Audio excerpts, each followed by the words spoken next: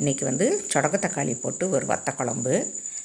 அது வந்து நான் வத்தல் பண்ணியிருக்கேன் சொடக்கு தக்காளியை, அதனால் அதை வந்து வத்த குழம்பு வைக்கலாம். நான் 3 டேபிள் ஸ்பூனு எண்ணெய் விட்டுக்கிறேன். நல்லெண்ணெய் தான் விடணும் வத்த குழம்புக்கு. இது வந்து சொடக்கு தக்காளியை வந்து நான் வத்தல் பண்ணி போட்டிருக்கேன். அது வந்து நம்ம வறுத்து எடுத்துக்கலாம் எண்ணெயில். இது வந்து கொஞ்சம் பொரியும், கொஞ்சம் வெடிக்கிற மாதிரி இருக்கும். நம்ம குறுக்க வந்து ஒரு பாத்திரத்தை வச்சுக்கலாம். ஒரு மூடி ஈடி இருந்தது அப்படின்னா குறுக்க இடையில வச்சுக்கோங்க, இல்லைன்னா அது வெடித்து திரிச்சிடும். ஏன்னா இதில் வந்து நம்ம உடச்சிலாம் நம்ம வத்தல் போட முடியாது. அதனால தான் நான் சொல்கிறேன். இது மாதிரி நல்லா வறுத்துக்கோங்க. நல்லா பப்புள்ஸ் நல்லா வரும், பப்புளாக வந்து உப்பிக்கும். நம்ம திராட்சை வந்து வறுக்கும் போது உப்பலாக வரும் பார்த்திங்களா, அந்த மாதிரி நல்லா உப்பலாக இருக்கும். ரொம்ப கருகிடாமல் வறுத்துக்கோங்க. ஆனால் இது அவ்வளோ டேஸ்ட்டாக இருக்கும். இப்போ வந்து நான் வறுத்துட்டேன். இப்போ வந்து நம்ம எடுத்துக்கலாம் அந்த வறுத்ததை. இது வந்து சொடக்கு தக்காளி வத்தல். இதில் வந்து அதே எண்ணெயிலேயே நான் 1/4 டீஸ்பூனு கடுகு போட்டுக்கிறேன். ஒரு 1/4 டீஸ்பூன் அளவுக்கு ஜீரகம் போட்டுக்கிறேன். உளுத்தம்பருப்பு ஒரு 1/4 டீஸ்பூனை விட கொஞ்சம் கம்மியாகவே கூட போட்டுக்கலாம். கடலைப்பருப்பு ஒரு டீஸ்பூன் அளவுக்கு நான் போட்டுக்கிறேன்.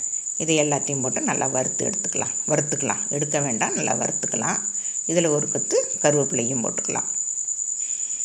இது நல்லா பொரியட்டும், கடுகு நல்லா பொரிஞ்சு வரட்டும். நல்லா பொரிஞ்சு வரும்போது நம்ம வந்து கொஞ்சம் கருவேப்பிலையை போட்டுக்கலாம்.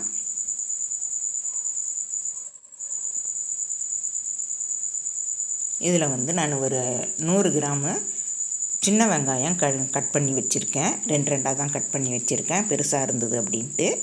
அதனால் 100 கிராம் நான் சின்ன வெங்காயம் எடுத்திருக்கேன். ஒரு 50 கிராமுக்கு பூண்டு, வெள்ளை பூண்டு எடுத்திருக்கேன். இது ரெண்டையும் ஒன்றா போட்டு அந்த எண்ணெயில் நல்லா வதக்கிக்கணும். நல்லா வதக்கிக்கோங்க. இந்த எண்ணெயிலே தான் வதக்கணும். இதுக்கு வந்து நம்ம வேறு எதுவும் போட தேவை. தக்காளியெல்லாம் நான் போட்டு இப்போ வதக்கலை. தக்காளி வந்து கையாலேயே பிசைஞ்சு விட்டு குழம்பு கொதிக்கும்போது நான் ஊற்ற போகிறேன். அதனால் நான் இப்போ போடலை தக்காளி. இப்போ ஒரு 1/4 டீஸ்பூனு மஞ்சள்தூள் போட்டுக்கலாம். 1/2 டேபிள் ஸ்பூன் அளவுக்கு நான் மிளகாய்த்தூள் போட்டிருக்கேன். இதையும் வந்து நல்லா பச்சை வடை போகிற வரைக்கும் நல்லா வதக்கி எடுத்துக்கலாம். எண்ணெயிலேயே வதக்கணும் அப்படின்னா நமக்கு கலர் கொஞ்சம் கிடைக்கும். அதனால தான் நான் எண்ணெயிலேயே போட்டு வதக்கிக்கிறேன். நல்லா எல்லாம் ஒன்று கூடி நல்லா வதங்கி வரட்டும். எண்ணெய் வந்து நல்லா பிரிஞ்சு வரட்டும். அந்த எண்ணெய் பிரிகிற டயத்தில் நான் வந்து ஒரு லெமன் சைஸ் புளியை வந்து கரைச்சி விட்டுருக்கேன். நம்ம கரைச்சி விட்டு அதில் ஊற்றிக்கலாம். லெமன் சைஸு புளி, உங்களுக்கு புளி எப்படி வேணுமோ அப்படி இப்போ பார்த்துக்கோங்க. நான் ஒரு லெமன் சைஸ் தான் எடுத்திருக்கேன். இது நல்லா கலந்து விட்டுக்கோங்க. இப்போ நம்ம இதில் வந்து உப்பு போட்டுக்கலாம். நான் உப்பு வந்து 1/2 டேபிள் ஸ்பூன் போட்டிருக்கேன். 1/2 டேபிள் ஸ்பூன் கல் உப்பு தான் போடுறேன். இப்போ இதில் இன்னும் கொஞ்சம் தண்ணியும் விட்டுக்கலாம். அப்போ தான் நமக்கு குழம்பு கொதித்து நல்லா சுண்டி வர்றதுக்கு நல்லா இருக்கும். இல்லைன்னா அந்த பச்சை வடை, மிளகாத்தூள் வாடை வந்துடும் நமக்கு. அதனால தான் இப்போ வந்து நான் மூடியெல்லாம் போட்டு மூட மாட்டேன்.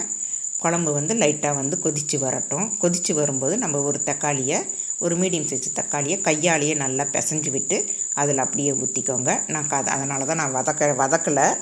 இப்படி ஒரு மாதிரி செஞ்சு பார்த்திங்கன்னா அவ்வளோ டேஸ்டியாக இருக்கும். நமக்கு கடையில் வச்ச மாதிரியே இருக்கும். கடையிலெல்லாம் வத்த குழம்பு தருவாங்க பார்த்திங்களா, அந்த மாதிரி இருக்கும். நான் ஒரு தக்காளியை கையால் தான் நல்லா பிசைஞ்சு விட்டு அதிலேயே ஊற்றிக்கிறேன். இப்போ நம்ம ஒரு மூடி போட்டு நம்ம மூடிக்கலாம். இது நல்லா கொதித்து வரட்டும். குழம்பு ஒரு 5 நிமிஷம் மூடி இருக்கட்டும். அப்போ தான் நமக்கு குழம்பு வந்து நல்லா கொதித்து நல்லா சுண்டி வரும். ஆனால் கொதிக்கும்போது நம்ம எப்போயுமே மூடி போட்டு தான் நம்ம குழம்புக்கு வந்து கொதிக்க வைக்கணும். அப்போ தான் அந்த புளிக்குழம்புல இருக்கிற வாசம் வந்து டக்குன்னு வெளியில் போகாது. இப்போ இன்னும் கொஞ்சம் சுண்டி வரட்டும். இதை வெங்காயம்லாம் நல்லா வெந்துடும். அந்த அளவுக்கு நமக்கு வரணும். உங்களுக்கு வெல்லம் வேணும் அப்படின்னா குழம்பு இறக்கும்போது ஒரு லைட்டாக கொஞ்சோண்டு 1 டேபிள் ஸ்பூன் அளவுக்கு நீங்கள் நாட்டு சர்க்கரையோ வெல்லமோ, இல்லை அப்படின்னா நீங்கள் வெள்ளை சர்க்கரை கூட போட்டுக்கலாம். நான் வந்து எதையுமே நான் போட்டுக்கல. ஆனால் வத்த குழம்புக்கு கொஞ்சம் வெல்லம் போட்டால் தான் நல்லா இருக்கும்னு சொல்லுவாங்க. நான் வந்து போடலை, நாங்கள் போட மாட்டோம். ஆனால் வெல்லம் போட்டால் இன்னும் டேஸ்ட்டாக தான் இருக்கும். அது கொஞ்சம் இனிக்கிற மாதிரி இருக்கும். அதனால் நான் வெல்லம் போடுறதில்ல. ஆனால் வெல்லம் போட்டுக்கோங்க. உங்களுக்கு வந்து தேவைன்னா நீங்கள் வெல்லம் போட்டுக்கோங்க. இப்போ வந்து வறுத்து வச்சுருக்கிற சொடக்கு தக்காளியை நான் அதிலேயே போட்டுக்கிறேன். அதிலேயே போட்டு நல்லா கலந்து விட்டுக்கலாம். நல்லா ஒரு கொதி வரட்டும். ஏன்னா வறுத்துட்டோம், இருந்தாலும் அது ஒரு கொதி வரட்டும். அதனால் நல்லா கலந்து விட்டுக்கோங்க. கலந்து விட்டு ஒரு 2 நிமிஷம் மூடி போட்டு மூடி வச்சுக்கலாம். இப்போ ஸ்டவ் கூட ஆஃப் பண்ணிக்கலாம். நல்லா கொதித்து வந்ததும் நம்ம ஸ்டவ் ஆஃப் பண்ணிக்கலாம். இப்போ ஓப்பன் பண்ணி பார்க்கலாம். நம்ம வேறு பாத்திரத்துக்கு நான் ட்ரான்ஸ்ஃபர் பண்ணிக்கிறேன். இது வந்து நம்ம இந்த குழம்பு ஊற்றி சாப்பிட்டோம் அப்படின்னா அவ்வளோ டேஸ்டியாக இருக்கும். கடாயில் வைக்கிற மாதிரியே தான் இருக்கும். நீங்களும் ஒரு வாட்டி செஞ்சு பார்த்துட்டு எப்படி இருக்குன்றத கமெண்ட் பாக்ஸில் சொல்லுங்கள். இந்த வீடியோ பிடிச்சிருக்குன்னு நினைக்கிறேன். பிடிச்சிருந்ததுன்னா லைக் பண்ணுங்கள், ஷேர் பண்ணுங்கள், சப்ஸ்கிரைபர் பண்ணுங்கள். மறக்காமல் பெல் பட்டன் அமுக்குங்க. தேங்க்யூ.